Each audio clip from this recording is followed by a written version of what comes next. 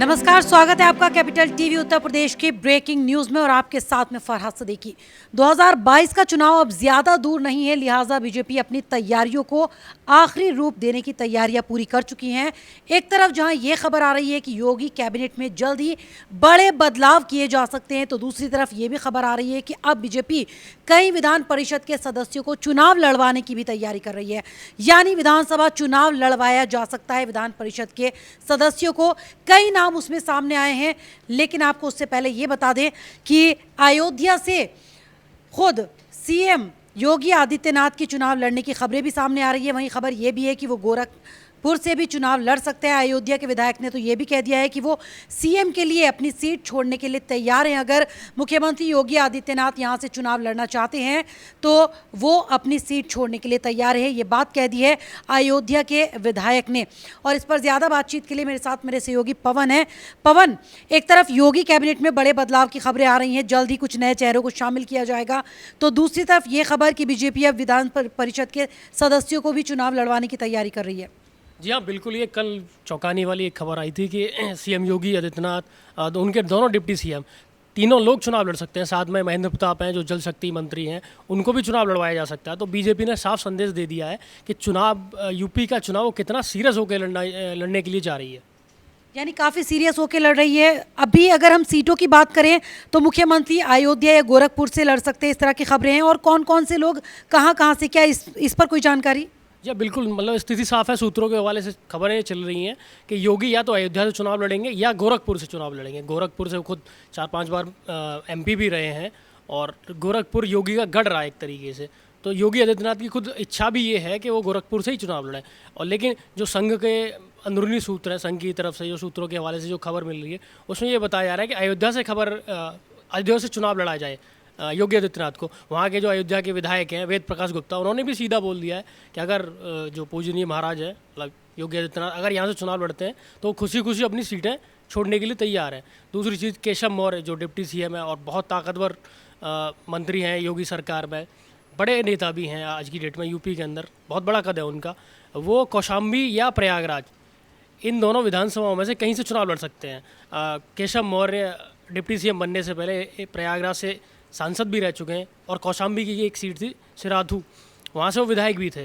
वहीं दूसरे जो डिप्टी सीएम है दिनेश चंद्र शर्मा, वो लखनऊ से चुनाव लड़ सकते हैं। उनकी सीट पे ये लगातार कहा जा रहा है कि लखनऊ कैंट से चुनाव लड़ सकते हैं, जहाँ से रीता बहुगुणा जोशी विधायक थी। अब रीता बहुगुणा जोशी आज की डेट में एमपी बन चुकी हैं, तो उनकी सीट पर लखनऊ जो कैंट की सीट है वहाँ से वो शायद चुनाव लड़ सकते हैं। अगर वहाँ से दिनेश चंद्र शर्मा अगर चुनाव लड़ते हैं तो एक बड़ा दिलचस्प चुनाव होने के लिए जा रहा है वहाँ पे, क्योंकि मुलायम सिंह की बहू, उनके जो छोटे बेटे हैं प्रतीक, उनकी बहू अपर्णा यादव वहाँ से चुनाव लड़ती आई हैं। पिछली बार भी रीता बहुगुणा जोशी के सामने वो चुनाव लड़ी थी, लेकिन चुनाव हार गई थी। और सबसे बड़ी बात, राजा भैया की कुंडा सीट, प्रतापगढ़ के अंदर कुंडा सीट पड़ती है, वहाँ से बीजेपी जल शक्ति मंत्री महेंद्र प्रताप सिंह को चुनाव में उतारने के लिए जा रही है। स्वतंत्र देव सिंह के भी चुनाव लड़ने की खबरें हैं, उसको लेकर क्या जानकारी पवन? जी, स्वतंत्र देव सिंह परिवहन मंत्री रहे थे योगी सरकार जब आई थी, फिर उन्हें बाद में प्रदेश अध्यक्ष बना दिया गया था। वो भी एमएलसी हैं और बुंदेलखंड के एक बड़े नेता के तौर पर उनकी पहचान है।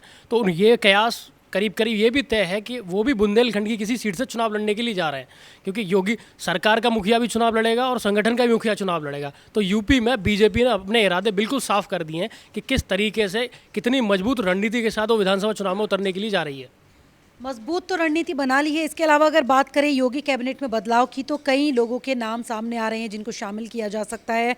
क्या माना जाए, कौन कौन से लोगों को नई नई जिम्मेदारियां दी जा सकती हैं? देखिए, सबसे बड़ी बात यह है कि अभी मीडिया में खबरें चल रही थी, संघ की भी 2 दिन बैठक हुई है।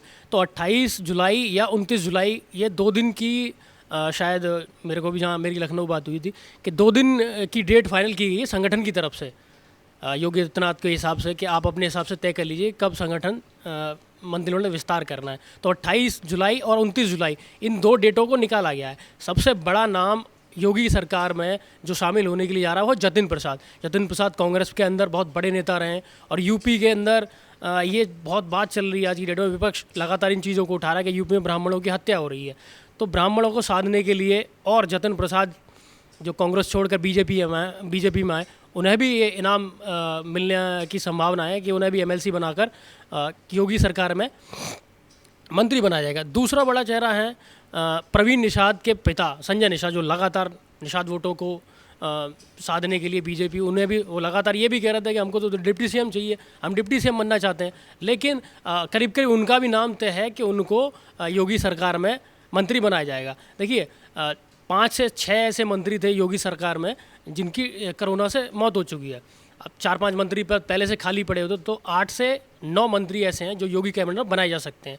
इन दोनों का नाम बड़ी प्रमुखता से चल रहा है, संजय निषाद और जतिन प्रसाद का। बाकी बीजेपी है, बीजेपी में जिनका नाम चलता है उनका नाम कभी नहीं आता, और जिनका नाम चलता ही नहीं है उनको मंत्री बनाया जाता है। जैसा कि आपने अभी जो मोदी कैबिनेट में आपने देखा कि बड़े बड़े कद्दावर नेताओं के नाम यूपी से, दिल्ली से, हरियाणा से, पंजाब से, उन लोगों के नाम चल रहे थे, लेकिन उनको नहीं बनाया गया। मोदी और अमित शाह और जो बीजेपी है, आज के समय की जो बीजेपी है और आज के समय का जो संघ है, वो इसी चीज़ के लिए जाना जाता है कि जिसका नाम अगर मीडिया में चल गया तो उसके नंबर उसी दिन से कम होना स्टार्ट हो गए, उसका नंबर कभी नहीं आता, और जिसका नाम मीडिया में नहीं चलता उसका नंबर आ जाता है। शुक्रिया पवन जानकारी देने के लिए।